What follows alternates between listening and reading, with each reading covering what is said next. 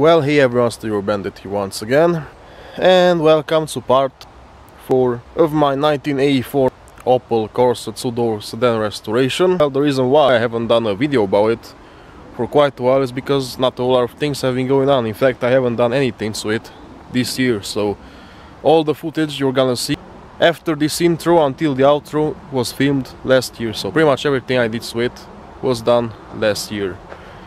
I haven't done anything to it this year due to some changed plans, but if everything goes as planned, I'm gonna continue the project this winter. But I'm gonna continue the project later on, either in the late fall or early winter.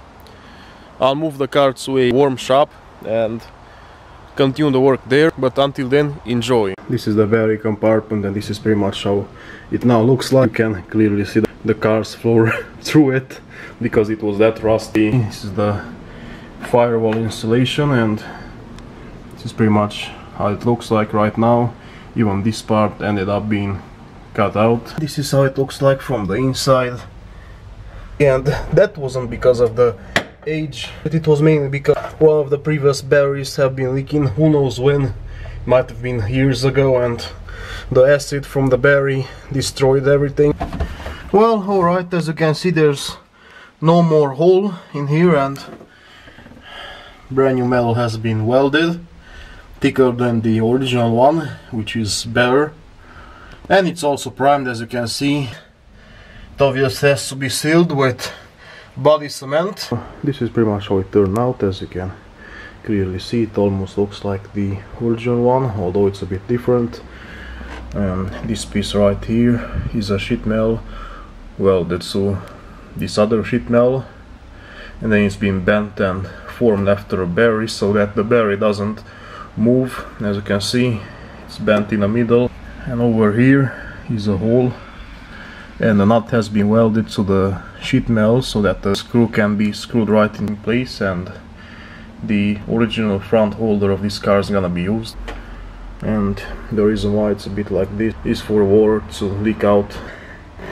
As you can see, this part has been welded as well because it was a part of the huge corrosion caused by the acid a few years ago. And over here as well, this dampening material has been removed, as you can see, and it's been welded right in there.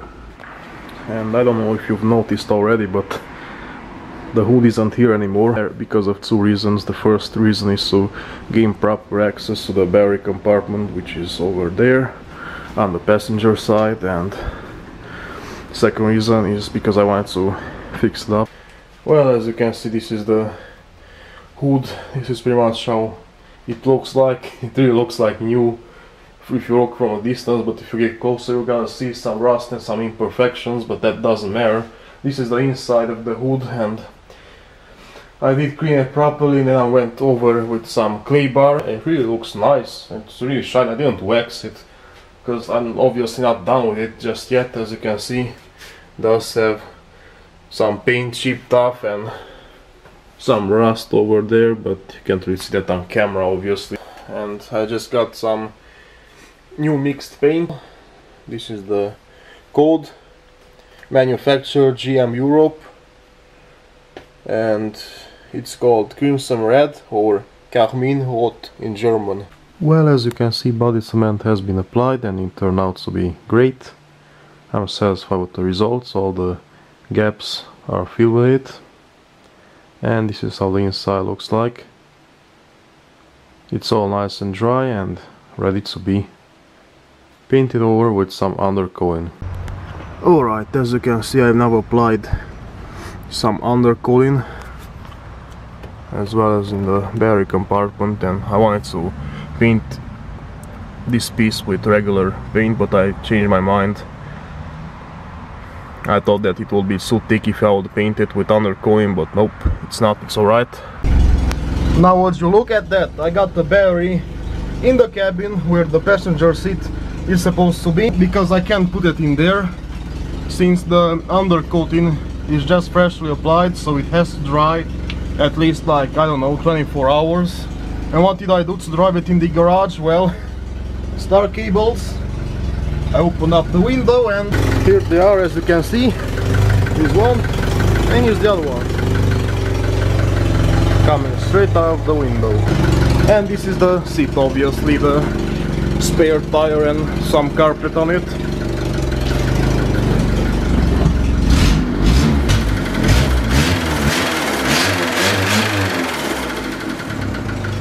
And yes, the engine's warm, by the way. Well, as you can see, these are the original holder for the factory seats, as you can see. And the thing is that they both have to be cut, and they're already cut on the other side. Well, alright. So as you can see, these are the holders, 4 on each side, because the seat is held to the body with 4 screws originally, and it does have the tracks built into it, pretty much like all other or most other modern seats from the 90s to present, I guess. The seats are from 2000, I guess. It's from a Peugeot 206, as I said earlier. And there is a rotten spot right over here, as you can see. Well, alright, as you can see, there's more rust than I thought it would be. Well, that's typical when you restore a car. There's some hidden rust here and there, and this part right here is rotten, and as you can see, this whole enforcement had to be cut. It used to look like on the other side, as you can clearly see. Well, apparently there's more rust hiding underneath. Well, alright, so here's a bit of progress, as you can see. Here's a piece welded already. Well, the metal over here is weak, so it has to be cut out and, you know, needs a new piece. These are the burnt spots from the welding. Some part of the coating has been burnt, so I fixed it and, you know, primed it for now.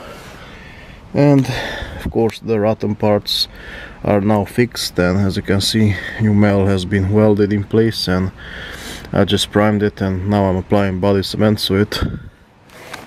And this is how the other side looks like.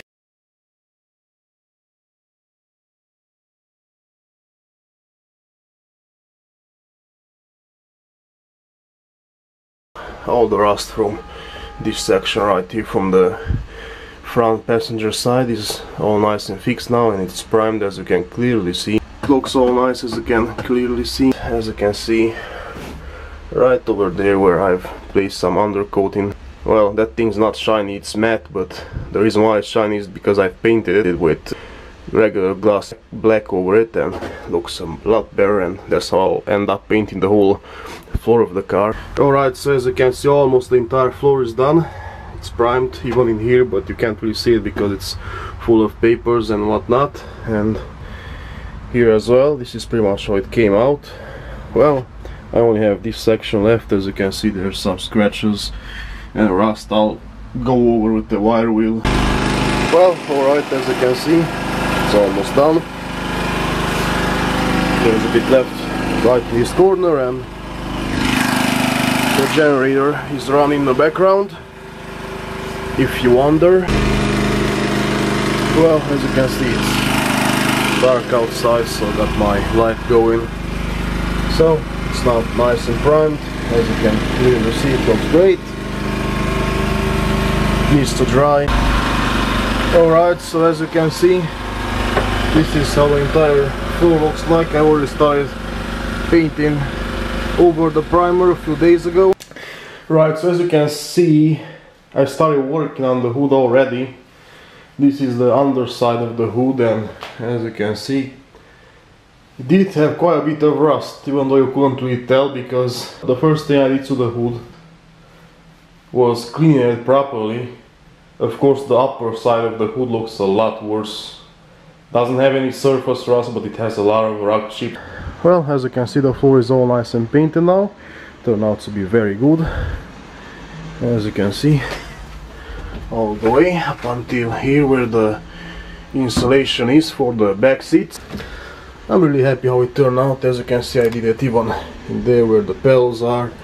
Same thing on the other side, so yeah. Of course, I've sanded it. The reason why I chose to paint it black was mainly because it doesn't matter what color it is, because nobody will be able to see it anyway. And that's pretty much it. Hope you like this video. If you want a thumbs up, check out my videos, and if you like what I'm doing, subscribe, and I'll definitely see you next time. Cheers.